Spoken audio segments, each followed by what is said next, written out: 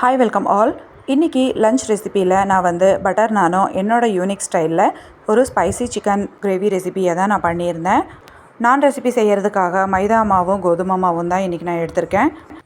அது கூட 1 table spoon உப்பு, baking soda, baking powder, 2 table spoon அளவு சர்க்கரையை சேர்த்துட்டு நல்லா கலந்து விட்டுட்டு, கூடவே 1 கப் அளவு தயிர், அரை கிளாஸ் அளவு பாலையும் சேர்த்து நல்லா கலந்து விட்டுட்டு கொஞ்சமாக தண்ணியை ஊற்றி நல்லா இதை மிக்ஸ் பண்ணிக்கணும். இந்த மாவை வந்து எந்த அளவுக்கு நம்ம சாஃப்டாக வந்து பிசைகிறோமோ அந்த அளவுக்கு நான் வந்து ஃப்ளஃபியாகவும் சாஃப்டாகவும் ரெடி ஆகும். பாருங்கள், நல்லா இப்போது சாஃப்டாக வந்து இதை அழுத்தம் கொடுத்து நல்லா பிசைஞ்சு வச்சுட்டேன். இப்போ இது வந்து ஒரு அரை மணி நேரத்துலேருந்து 1 மணி நேரம் வரைக்கும் நல்லா ஊறட்டும். அடுத்ததாக இது கூட சிக்கன் கிரேவி ரெடி பண்ணுறதுக்காக 2 டேபிள் ஸ்பூன் அளவு வெண்ணெயை அதில் போட்டுட்டு நல்லா உருக்கிக்கலாம். வெண்ணெய் நல்லா உருகுனதுக்கப்புறமா கட் பண்ணி வச்சுருக்கிற வெங்காயம், பச்சை மிளகா, 2 பிரியாணி இலையை எடுத்திருக்கேன். அதையும் இதில் சேர்த்துட்டு நல்லா வதக்கி விட்டுறலாம்.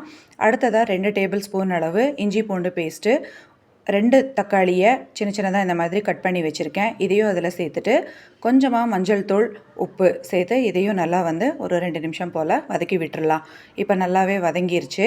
அடுத்ததாக கழுவி வச்சுருக்கிற சிக்கனை இதில் சேர்த்துட்டு இதையும் வந்து நல்லா கலந்து விட்டுட்டு இன்னும் ஒரு 2லேருந்து 3 நிமிஷம் போல் நல்லா வேக விட்டுக்கலாம். இப்போ கொஞ்சம் எக்ஸ்ட்ரா ஃப்ளேவருக்காகவும் டேஸ்ட்டுக்காகவும் சீரகம், சோம்பு, மிளகு, பட்டை, கிராம்பு இது எல்லாத்தையும் நைஸாக பவுடராக அரைச்சி வச்சுக்கலாம்.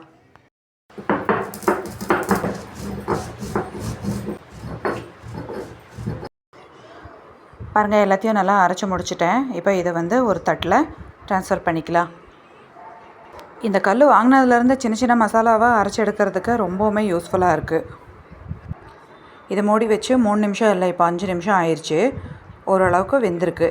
இப்போது இந்த டைமில் தனியா powder, chilli powder, garam masala, chicken masala, அப்புறமா நான் அரைச்சி எடுத்துருக்கிற சுக்கா மசாலா இது எல்லாத்தையும் சேர்த்து நல்லா கலந்து விட்டதுக்கப்புறமா இன்னும் ஒரு 2 நிமிஷம் போல் அப்படியே வேக விட்டுட்டு தேவையான அளவு தண்ணி, இது கிரேவி கன்சிஸ்டன்சிக்கு வேணும்னா தண்ணியை சேர்த்துக்கலாம். இல்லை அப்படின்னா கொஞ்சமாக தண்ணியை தெளித்து ட்ரையாக கூட பண்ணிக்கலாம். பாருங்கள், இப்போது இன்னொரு 5 நிமிஷத்துக்கு அப்புறம் வெந்துருச்சு. கடைசியாக வந்து கசூரி மேத்தியும் கொத்தமல்லி இலையும் சேர்த்து நல்லா கலந்து விட்டு இறக்கிட்டால் ஸ்பைசி சிக்கன் கிரேவி ரெடி. அடுத்ததாக பாருங்கள், இப்போ மாவு ஒரு மணி நேரம் ஆயிடுச்சு. நல்லாவே இது வந்து நனைஞ்சிருக்கு, ஃபுல் சாஃப்டாக இருக்குது. இப்போ நான் ரெடி பண்ணுறதுக்காக சப்பாத்தி எந்த அளவுக்கு நம்ம மாவை எடுத்து தேய்ப்போமோ அந்த அளவுக்கு எடுத்து நமக்கு எந்த அளவுக்கு வேணுமோ அந்த சைஸில் உருட்டிக்கலாம். இப்போ ரொம்ப அழுத்தம் கொடுத்து தேய்க்கணும் அப்படிங்கிறது கிடையாது. சும்மா மேலே அப்படியே திருப்பி விட்டால் போதும். உருட்டி எடுத்துட்டேன். அடுத்ததாக இதுக்கு வந்து மேலே கொஞ்சமாக கருஞ்சீரகமும் கொத்தமல்லி இலையும் இது மேலே வச்சு நல்லா இந்த மாதிரி ஸ்ப்ரெட் பண்ணி விட்டுட்டு இப்போது கல்லில் கொஞ்சமாக தண்ணியை தெளித்து தேய்ச்சி வச்சுருக்கிறத இதில் வச்சிடலாம். இப்போ இதை டைரெக்டாக 2 பக்கமும் கல்லுலேயே வந்து நம்ம வேக வைக்க போகிறது கிடையாது. இந்த மாதிரி தந்தூரி ஸ்டைலில் வேணும் அப்படின்னா ஃபுல்கா ஸ்டாண்டில் வச்சு டைரெக்டாக இந்த மாதிரி நெருப்பில் நம்ம வந்து காட்டிக்கலாம். ஆக்சுவலி அந்த பேன்லேயே வச்சு அப்படி திருப்பலான்னு போனால் ஒரு சில சமயம் அது நிற்காமல் கீழே விழுந்துடும். இல்லைனா குக்கர் அது இதுன்னு நிறைய வேலை இருக்கும். அதனால் இது ஈஸி மெத்தடாக இருக்கும். இப்போ பாருங்கள், நான் வந்து ரெடி ஆயிடுச்சு. ஃபைனலாக வந்து பட்டரை இது மேலே ஃபுல்லாக அப்ளை பண்ணி விட்டுடலாம். இப்போது டேஸ்டியான சூப்பரான நான் வந்து ரெடி ஆயிடுச்சு. இதே மாதிரி எல்லாத்துக்குமே நம்ம வந்து ரெடி பண்ணி வச்சுக்கலாம். சுட சுட நான் கூட இந்த மாதிரி ஸ்பைசியாக ஒரு சிக்கன் கிரேவி ரெசிபி. ஆக்சுவலி இதுக்கு வந்து பட்டர் சிக்கன் தான் நிறைய பேர் செய்வாங்க. பட் அந்த காம்பினேஷனை விட இந்த மாதிரி ஒரு தடவை நீங்கள் ட்ரை பண்ணி பாருங்கள்.